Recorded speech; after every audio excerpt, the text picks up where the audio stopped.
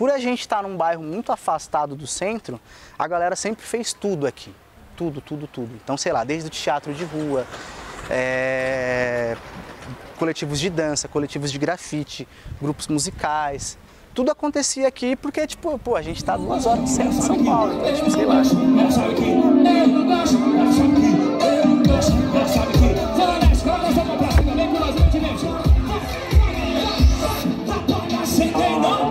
E aí, nas décadas de 80 e 90, a cidade de Tiradentes foi o bairro que mais cresceu na cidade de São Paulo, em comparação com qualquer outro bairro de todas as zonas.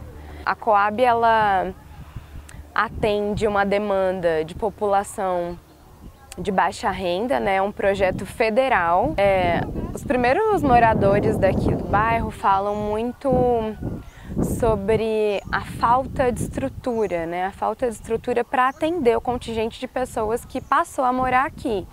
Então é verdade que entregaram um bairro com várias casas e prédios e só. Então não tinha, por exemplo, uma estrutura de saúde, de equipamentos de saúde, equipamentos culturais. Existiu um movimento chamado Movimento de Defesa da Cidade de Tiradentes, que foi encabeçado por uma série de pessoas que já atuavam em algumas áreas, que atuavam já na educação, no transporte, na cultura. E aí eles, através de uma luta ampla, conseguiram ir reivindicando aos poucos e conquistando também tudo que a gente enxerga e usufrui hoje. Mas a minha infância aqui foi, eu acho ótimo, assim. Fiz várias coisas, brinquei de tudo que podia brincar, andava no meio das matas. A gente causava pra caralho na infância aqui. Já tinha o Pombas Urbanas, o Instituto Arte em Construção já existia. Eu acredito que era um dos únicos espaços que existiam com esse viés cultural, artístico e educacional também. Nós chegamos em Cidade de Tiradentes no ano de 2004 e em contato com a Coab, que na época desenvolvia o programa Viver Melhor, um programa de habitação, e a gente pensava, para viver melhor tem que ter teatro.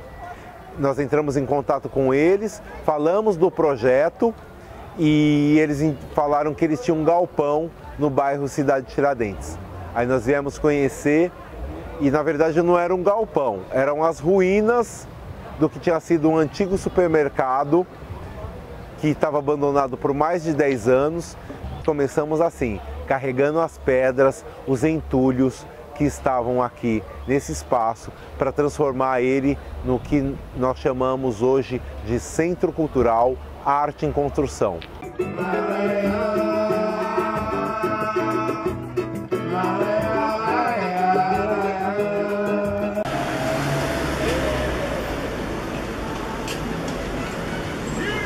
Esse centro de formação ele é uma luta de muito tempo antes dele existir aqui, né? Ele é uma luta anterior de movimentos como, por exemplo, o Mocute, que há 30 anos discutem cultura na cidade de Tiradentes, que é o movimento, por exemplo, responsável por garantir ainda a existência da Casa da Fazenda, que hoje é a Casa do Hip Hop, ali do lado do terminal, que é uma casa histórica, né, aqui na cidade, é um equipamento histórico da cidade que teria sido demolido se não fosse esse movimento de cultura. A gente precisa voltar um pouquinho na linha do tempo, né? A gente começa aqui com a fazenda, o conjunto de fazendas Cachoeira, que é de 1880, eram as fazendas escravistas. Em 2006, ele é revitalizado e passa a ser espaço cultural Casa da Fazenda, já sob o comando da subprefeitura. E em 2016, vira a Casa de Cultura Hip Hop Leste. Houve uns conflitos no movimento, por ser um equipamento tombado, um equipamento histórico, e que carrega toda essa ancestralidade, todo esse histórico de um lugar que já foi de sofrimento, mas também de riqueza cultural.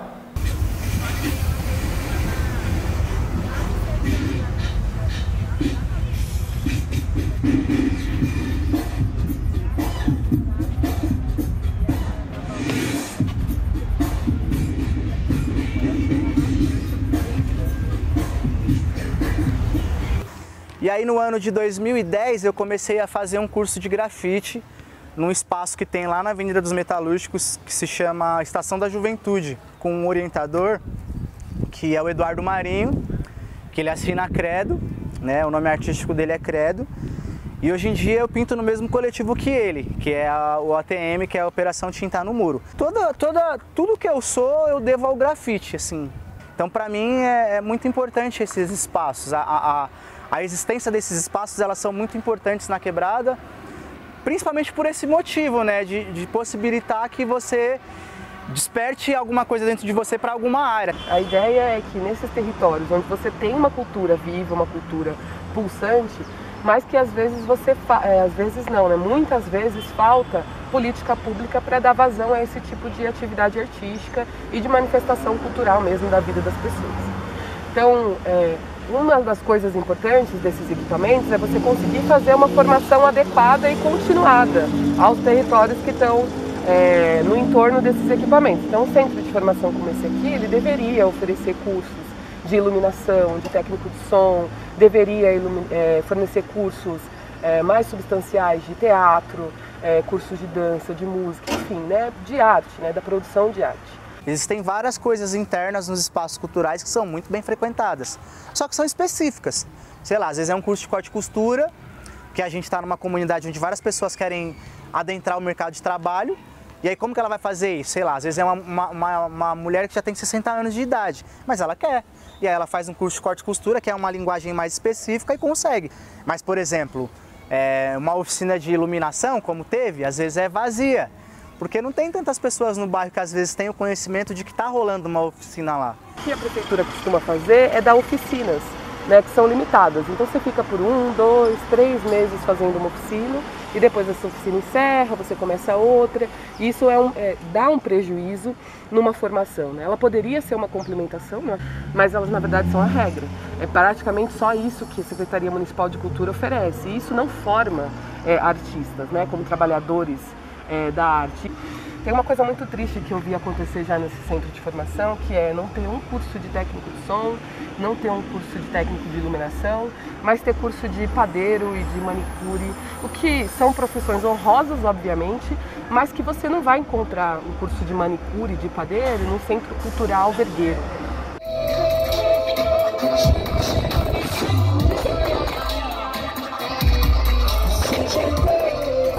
Acho muito massa a galera se movimentar, até porque é um bairro que eu ainda acho que, mesmo que tenha muitas ações culturais, eu acho que ainda falta muito mais. Eu acho que falta ter mais acesso, divulgação também, porque não chega para todo mundo, embora seja um bairro muito grande, muito bem extenso. Então você sente muito isso, as pessoas às vezes elas veem as coisas acontecendo nos equipamentos, mas elas ficam receosas, tipo, será que posso ir, posso participar? O sistema de transporte não foi feito para que você circule a cidade. Então, se você quiser ir para São Miguel hoje, que é um bairro próximo, você vai levar 2 horas, se você for de transporte público. E são bairros muito próximos uns dos outros, mas o sistema de transporte não facilita com que você vá àquele território. Na verdade, o sistema de transporte não facilita que você vá a outro território dentro do seu bairro, porque o sistema de transporte que você tem hoje te leva provavelmente até o terminal de ônibus, que é onde você vai conseguir ir para a região central da cidade. Na época em que eu fui jovem monitor cultural, no ano de 2015, a gente entrou em contato com a CET para fazer esse emplacamento de lá do Saturnino Pereira, que é meio que limite ali Guaianazes, vindo para cá pela Inácio Monteiro. Porque o céu tem, todos os céus têm. E aí, por exemplo, você vai no Centro Cultural São Paulo, também tem. Você vai no CCJ, também tem. E aí o grafite ele vai entrar nesse sentido, nessa ideia, no sentido de referenciar o local. Ah, lá no grafite do mano que tem um brinco na orelha. Lá no grafite da menina que tá com a mochila nas costas. Então nós temos muitos jovens que não sabem dos equipamentos de cultura que tem no bairro.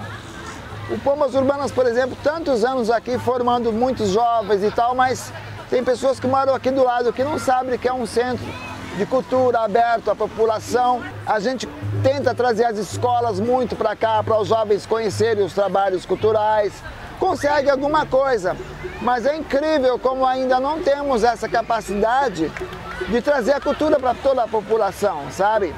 Aqui tem Festival Internacional do Circo, que é realizado aqui no bairro. Tem o de teatro também latino-americano, que é realizado aqui no bairro. Então, aqui a cultura já é mostrada para o mundo inteiro, sabe? E a própria população às vezes não abraça isso, não sabe. Enquanto a gente não tem um investimento que faça as pessoas entenderem, né, que um equipamento de cultura como esse, ou como manifestações culturais, elas não são apenas, são também, mas não são apenas para entreter no momento único, e sim elas fazem parte da formação das pessoas, a gente vai ter dificuldade que as pessoas entendam por que existem algum tipo de manifestação cultural que provavelmente elas não tiveram contato ainda. O público mais jovem eu entendo que é um principal desafio ainda, principalmente o público entre 14 e 24 anos, pois é um público que ficou em casa durante 2 anos, que deixou de, assim como todo mundo, né, mas que 2 anos para quem tem 14, 15 anos é tempo demais. Então, esse público deixou de viver muita coisa, de frequentar muita coisa, de se entender, de pertencer a esses locais.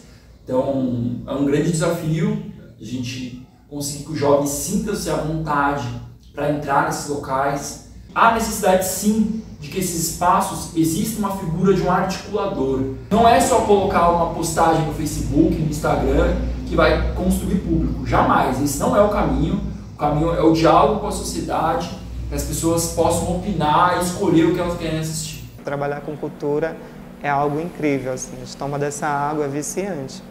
E ver o sorriso dos jovens, das crianças, dizendo muito obrigado, você realizou o meu sonho.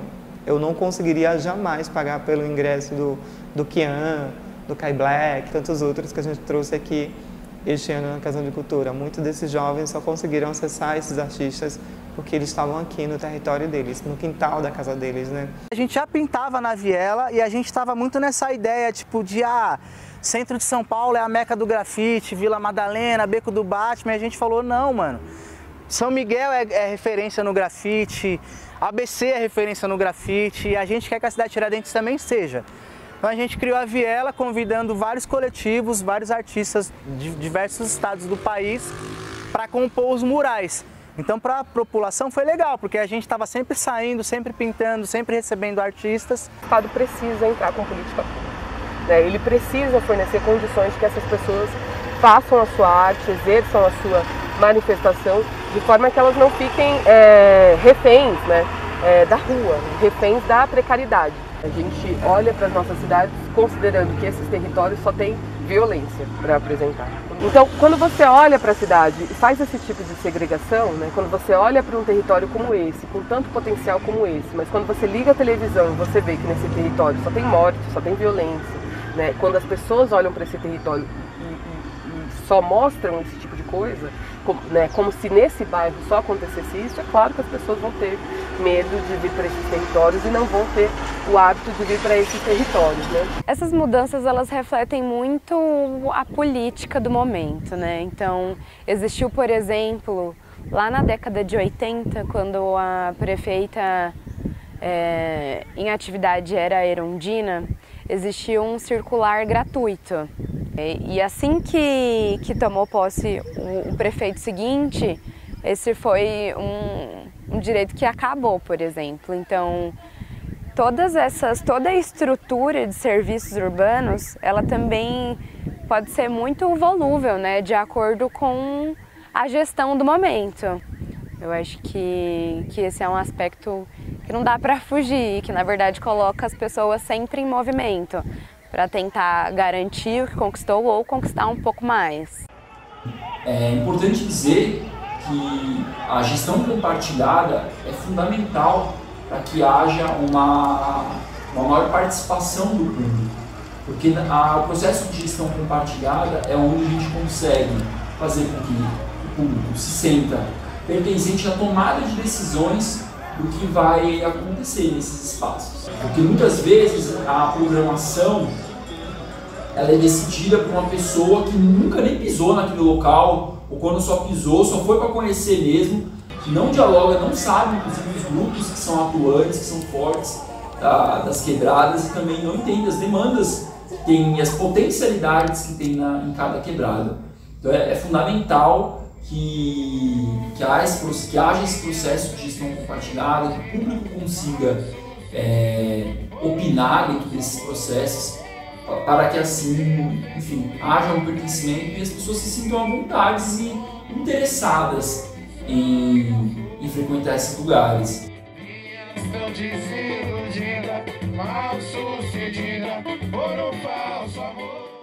Levar a cultura para a periferia, que é uma coisa horrorosa. A periferia ela é fértil, ela só precisa de acesso e principalmente de oportunidade.